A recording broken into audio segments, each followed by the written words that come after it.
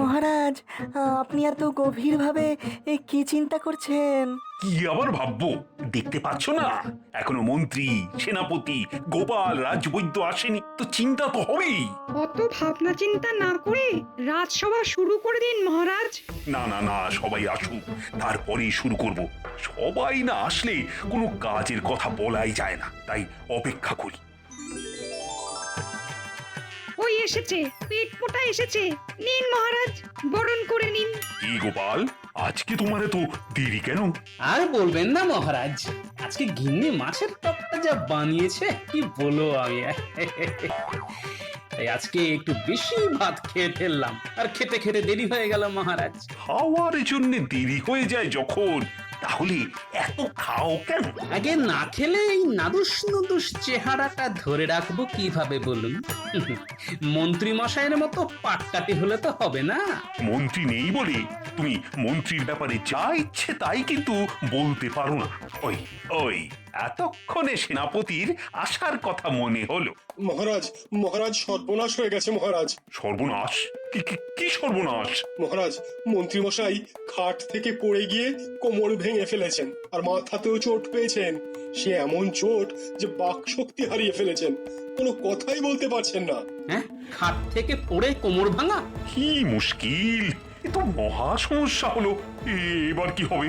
মন্ত্রী ছাড়া রাজসভাটা চলবে কি করে?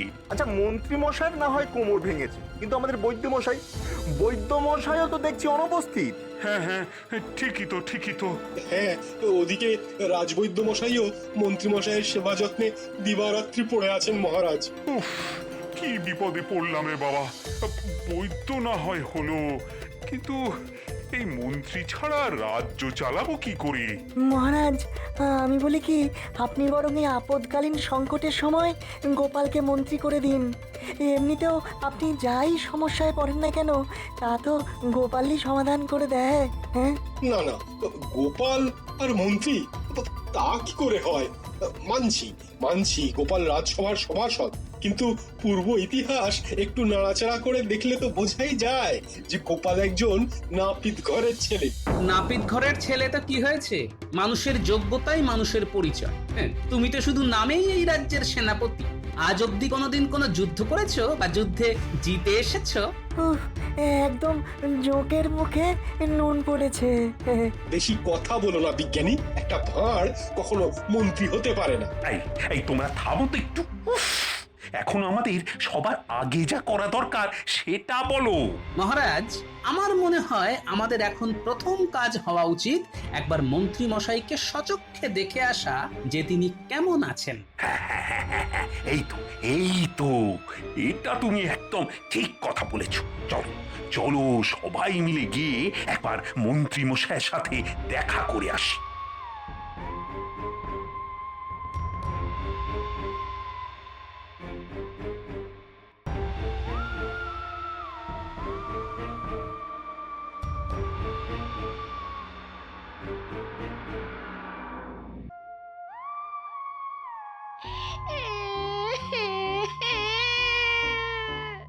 ওগো, তোমার কি হলো গো?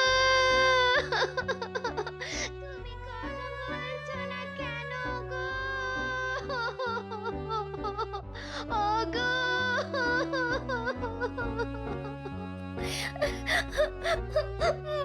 আপনারা আপনারা এসেছেন?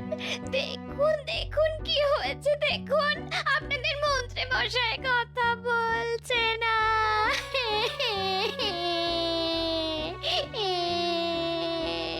কি মন্ত্রী মশাই, কিছু তো বলুন। দেখলেন তো মহারাজ, আপনি দেখুন এবার আমি কি করব। কি, এই তো দেখছি মন্ত্রী মশাই বোয়াল মাছের মতন শুধু মাঝে মাঝে মুখ খুলছেন আর বন্ধ করছেন। ফাজলামি বন্ধ করো গোপাল, এই সমস্যার সময় তুমি মশকরা করছো। আচ্ছা বোমা, রাজবৈদ্যকে তো দেখছি না, তা উনি কোথায়? রাজবৈদ্য মশাই একটু দুপুরের খাবার খেতে নিজের বাড়িতে গেছেন। অনেক চেষ্টা করেছেন, কি যে হবে কে জানে। বলছিলেন সেরে উঠতে মাসখানেক তো সময় লাগবে। হ্যাঁ হ্যাঁ, তা তো বটেই। ঠিক আছে ঠিক আছে, তুমি কোনো চিন্তা করো না বৌমা। আমি তোমায় আশ্বাস দিচ্ছি যে যতদিন না মন্ত্রী পুরোপুরি ঠিক হচ্ছে ততদিন রাজবৈদ্যই রাজসভায় না এসে এইখানে মন্ত্রীর চিকিৎসারত থাকবেন। ধন্যবাদ মহারাজ। ও মন্ত্রীমশাই, মন্ত্রীমশাই, আপনার কি হলো মন্ত্রীমশাই? এভাবে আপনারা কাঁদবেন না, তাতে উনি আরো ভেঙে পড়বেন। হ্যাঁ হ্যাঁ, ঠিক বলেছ বৌমা, আমাদের ভালো কথা ভাবতে হবে। এটা অবস্থা দেখছি, তাতে তো যদি সেরেও ওঠে তাতেও তো কয়েক মাস। কিন্তু এই এতগুলো দিন আমি কাকে মন্ত্রী করব? মহারাজ, মন্ত্রীমশাইয়ের যদি আপত্তি না থাকে তাহলে একবার জিজ্ঞেস করো না গোপালকে মন্ত্রী করবেন কিনা। হ্যাঁ, উনি উনি বোঝাতে চাইছেন না না, একদম না। এই দেখো তো দেখো তো, মন্ত্রী বোধ হয় ইশারায় কিছু একটা বোঝাতে চাইছে। এই, কি চাইছে কি মন্ত্রী? উনি একটা কাগজ আর কলম দোয়াতে আনতে বলছেন, আমি নিয়ে আসছি।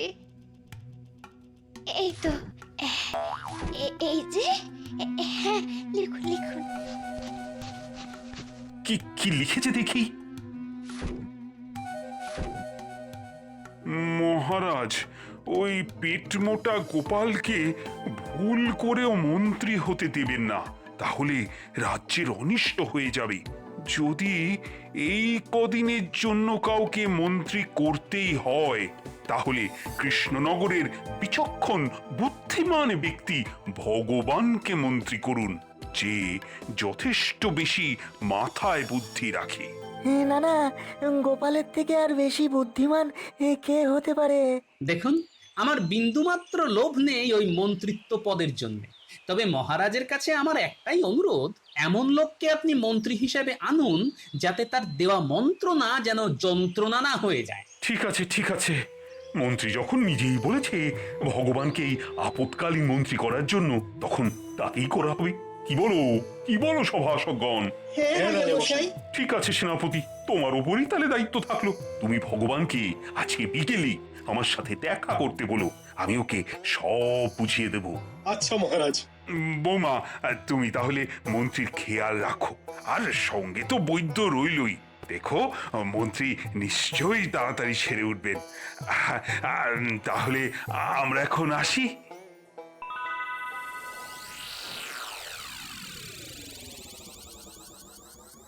উল্টোপাল্টা লোকের হাতে রাজ্যের দায়িত্ব দেওয়া তো মহারাজ খুব তাড়াতাড়ি বুঝতে পারবেন। আরে বাবা, আমি না হই, একটা ভালো লোককে তো মন্ত্রী করাই যেত। কি হয়েছে বলো তো? তুমি তখন থেকে এদিক ওদিক করছো। চিন্তায় গিন্নি, চিন্তায়। রাজ্যের কত বড় সর্বনাশ যে হতে চলেছে কে জানে। কে না কে ভগবান, হবে কিনা মন্ত্রী। এতে তোমার তো রাগারাগির কি আছে? রাগ হওয়াটাই তো খুব স্বাভাবিক গিন্নি, কারণ বিপদে পড়লে মহারাজ ঠিক সেই আমার ধুতির কাছা ধরেই টানবে। ঠিক আছে ঠিক আছে, সে যখন যা হবে দেখা যাবে।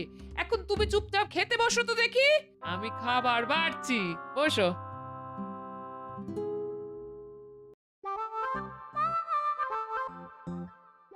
ও, আমি মনে হচ্ছে স্বপ্ন দেখছি। এই ভগবান হবে কিনা মন্ত্রী।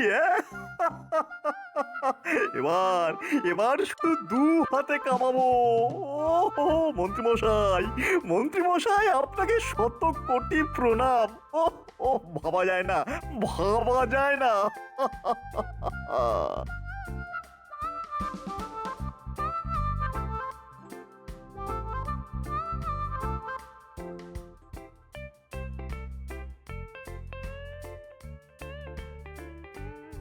মহারাজ, ভগবান আপনার সাথে দেখা করতে এসেছে।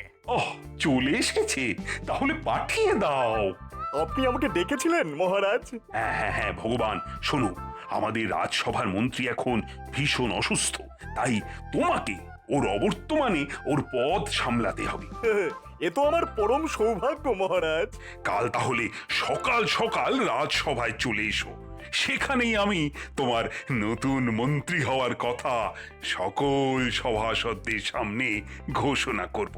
দেখো আবার যেন দেরি করো না। যথাজ্ঞা মহারাজ।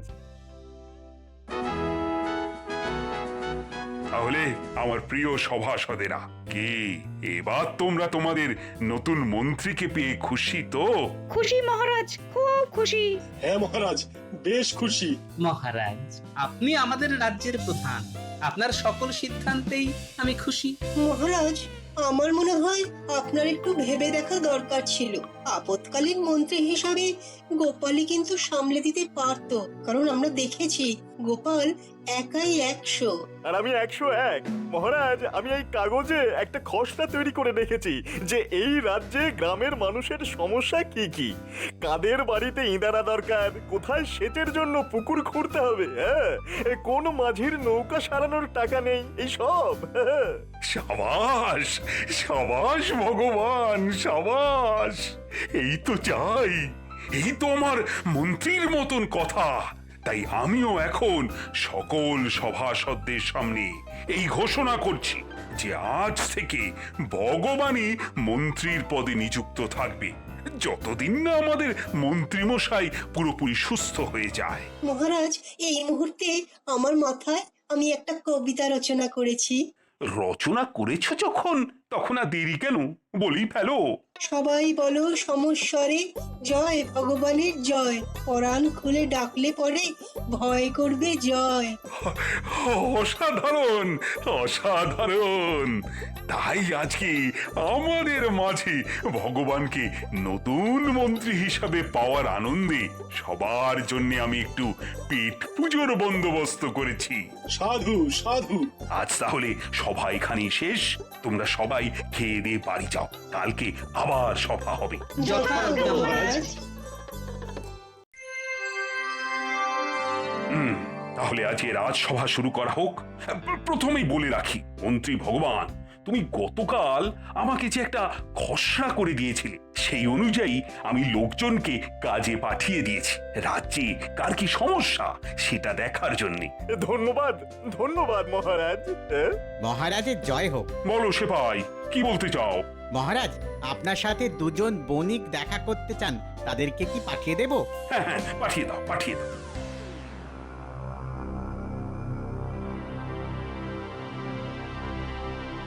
মহারাজ, আমার নাম মধু, আর এই যে দেখছেন এ হচ্ছে আমার প্রাক্তন বন্ধু, বর্তমান শত্রু যদু। আমি যদুর কাছে এক কলসি স্বর্ণমুদ্রা রেখে তীর্থ ভ্রমণে গিয়েছিলাম। ভ্রমণ শেষে কলসি ফেরত চাইতে আমাকে আমার কলসি ফেরত দেয়, কিন্তু তার মধ্যে স্বর্ণমুদ্রা ছিল না মহারাজ। প্রতারণা, ঘোর প্রতারণা। গোপাল, আগে পুরো ঘটনাটা শুনতে দাও, তারপরে না হয় কথা বলো। মহারাজ, আমি মানছি আমার বন্ধুবর আমাকে তীর্থে যাওয়ার আগে একটা কলসি রাখতে দিয়েছিল, কিন্তু বিশ্বাস করুন তাতে কোনো স্বর্ণমুদ্রা ছিল না মহারাজ। না মহারাজ, স্বর্ণমুদ্রাই ছিল।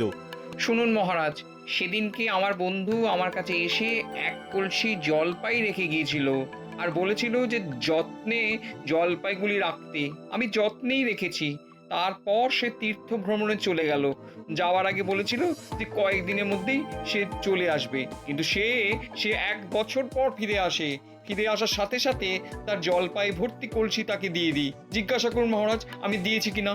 এই মধু তোমাকে এক কলসি জলপাই ফেরত দেয়নি? তাহলে তো তুমি স্বীকার করছো যে ও তোমার জলপাই ভর্তি কলসি ফেরত দিয়েছে, হ্যাঁ? তবে তুমি কেন বলছো যে এক কলসি স্বর্ণ মুদ্রা ছিল? মহারাজ, অনেক দিন ধরে যদু আমার সাথে একত্রে ব্যবসা করার কথা বলছিল। আমি তাই একটা পরীক্ষা করছিলাম যে বন্ধুর প্রতি বিশ্বাস করতে পারবো কিনা, কারণ ব্যবসার মূল কথাই হলো বিশ্বাস। তাই আমি কলসির ভেতরে স্বর্ণ মুদ্রা রেখে ওপরে কিছু জলপাই রেখে দিই, আর ওকেও বলে যাই যে জলপাই রেখে গেলাম। তারপর আমি তীর্থে তীর্থে ঘুরতে থাকি। বছর ঘুরে যায় ঘরে আসতে। এসেই আমি যদুর কাছে আমার কলসি ভর্তি স্বর্ণ মুদ্রা চাই। মিথ্যে কথা। ও এসে বলে আমার জলপাইগুলি ফেরত দাও। বলো, তাই বলেছো কিনা বলো। যেহেতু আমি ওকে স্বর্ণ মুদ্রার কথা বলিনি, তাই বলেছি জলপাই ভর্তি কলসি ফেরত দিতে। কি মুশকিল হলো বলো তো? জলপাই, স্বর্ণ মুদ্রা, আমার মাথাটা তেমন ঘুরছে। কে কাকে ফাঁসাচ্ছে, কে সত্যি বলছে কি মিথ্যে বলছে, কিছুই তো বোঝা যাচ্ছে না। মহারাজ, আমার মনে হয় আপনার এখন বিশ্রামের প্রয়োজন। হ্যাঁ, আচ্ছা আচ্ছা, তোমরা দুজনে কালকে এসো। হ্যাঁ, কাল এর বিচার হবে। না, আমাকে যে করেই হোক এই সমস্যার সমাধান করতেই হবে। কদিন ধরে বেশ অপমানিত হয়েছি। মানছি আমি নাপিতের ছেলে, কিন্তু সেই নিয়ে এত কথা না। আমাকে এক্ষুনি মধুর বাড়ি যেতে হবে।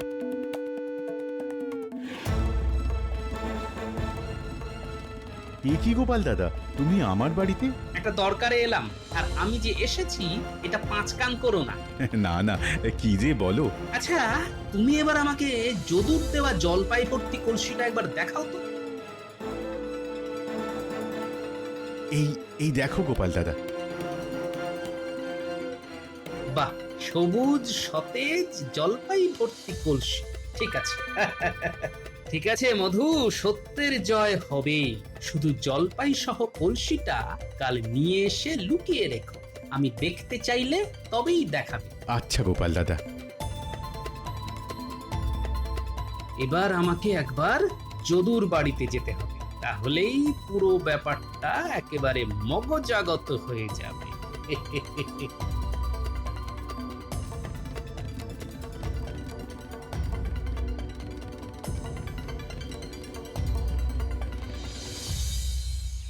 ওই গো, যদু আছে নাকি? এ কি গোপাল, তুমি আমার বাড়িতে কেন এসেছো? না, একটু ওই একটা ব্যাপারে কথা বলার ছিল। নিশ্চয়ই ওই কলসি নিয়ে কথা বলতে এসেছে। গোপাল যা ধুরন্ধর, একটু আঁচ পেলেই সব বুঝতে পেরে যাবে। না না না না না, আমি কোনো ব্যাপারে তোমার সাথে কথা বলতে চাই না।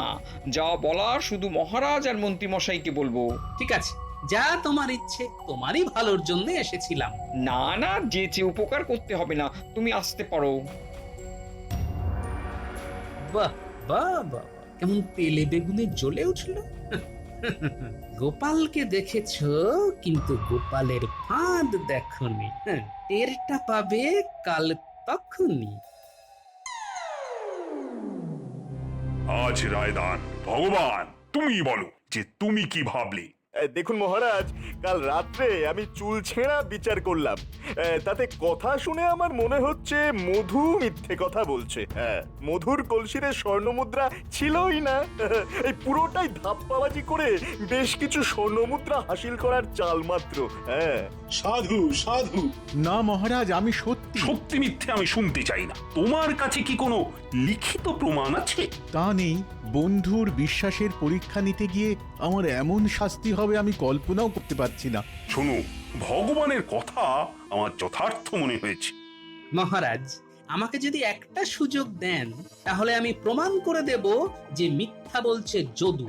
হ্যাঁ, সে কি? খাতা কলম ছাড়া তুমি কিভাবে প্রমাণ করবে গোপাল? তাহলে শুধু দেখে যান। ভাই মধু, তুমি সেই জলপাই ভর্তি কলসিটা কি এনেছো? হ্যাঁ গোপাল দাদা, এনেছি।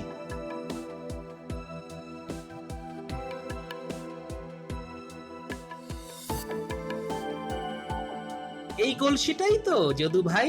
হ্যাঁ, এই কলসিটাই আমাকে দিয়েছিল, আমি এটাই ফেরত দিয়েছি। যেমন দিয়েছিল তেমন জলপাই আছে, বিশ্বাস না হলে দেখে নিন। হ্যাঁ, সেটা নিশ্চয়ই দেখব। যদু এই সতেজ তাজা জলপাইগুলোই তোমার কাছে রাখতে দিয়েছি, তাই তো? হ্যাঁ, এইগুলোই। দেখুন মহারাজ, এখানেই প্রমাণ হয়ে যায় কে মিথ্যে কথা বলছে। মহারাজ, জলপাই কি 1 বছর ধরে এইরকম সবুজ আর সতেজ থাকে, না কালের নিয়মে তাতে পচন ধরে? পচন ধরে? তাহলে মধু যদি 1 বছর আগে টাটকা জলপাই দিয়ে থাকে, তাহলে 1 বছর পরে সেই জলপাই টাটকা থাকলো কি করে? সাবাস গোপাল, সাবাস। তাহলে তাহলে দোষী কে? খুব স্বাভাবিক, যদুই দোষী। ওর কাছে মধু নিশ্চিতভাবে স্বর্ণ মুদ্রা রেখেছিল, কিন্তু লোভী যদু সেই কলসি খুলে দেখে ওতে স্বর্ণ মুদ্রা আছে। তারপর সব স্বর্ণ মুদ্রা নিজে সরিয়ে নেয়, আর মধু আসলে ওকে টাটকা 1 কলসি জলপাই ফেরত দেয়। কারণ ভেবেছিল কোনো প্রমাণ নেই, কিন্তু কথার আর বুদ্ধির প্যাঁচে যে যদু এভাবে ফেসে যাবে সেটা কল্পনাও করতে পারেনি। তাই ওকে কারাগারে নিক্ষেপ করুন মহারাজ। হ্যাঁ ভুল হয়ে গেছে মহারাজ। আমি লোভের বশে আমি আর প্রতারণা করব না। আমি সব ফেরত দিয়ে দেবো, সব ফেরত দিয়ে দেবো মহারাজ। আমাকে ক্ষমা করে দিন, আমাকে ক্ষমা করে দিন মহারাজ, আমি সব ফেরত দিয়ে দেবো। ফেরত তো তোমাকে দিতেই হবে, কিন্তু অপরাধ করার শাস্তিও পেতে হবে। সত্যি গোপাল, তুমি আবার প্রমাণ করে দিলে তোমার বুদ্ধির কাছে সবাই ছাপোষা। মহারাজ, আমি মূর্খ, আমি ভাঁড়, আমি জনগণকে হাসাই, কিন্তু আমার যোগ্যতা নিয়ে বিগত কয়েকদিন ধরে অনেক প্রশ্ন উঠেছিল, তাই সেটা প্রমাণ করার দরকার ছিল, আর আমি সেটা প্রমাণ করেছি। তাই আমি আর যাই, যদি সম্মান দিতে পারেন তবে আবার ফিরে আসবো। আর চলি। আরে আরে, যাচ্ছ কোথায়? তোমার মতো রত্ন থাকতে আমার যে কোনো চিন্তাই নেই গোপাল। ও গোপাল, আমি যদি তোমাকে কোনো কটু কথা বলে থাকি তার জন্য আমি সত্যিই দুঃখিত। তাই এই নাও গোপাল, তোমার উপহার। তবে এই যে আমার মন্ত্রী ভগবান, এই মন্ত্রী হওয়ার সুবাদে তুমিও এখন গোপালকে দেখে দেখে নিজের বুদ্ধিটাকেও একটু ঝালিয়ে নাও। কি বুঝলে?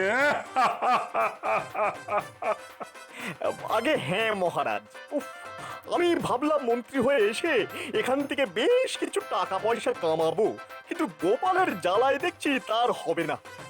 ঠিক আছে ঠিক আছে গোপাল, এই দানটা না হয় তুমি জিতলে, কিন্তু পরেরটা যে আমি জিতবো। তাই সবাই বলো, জয় গোপালের জয়, জয় গোপালের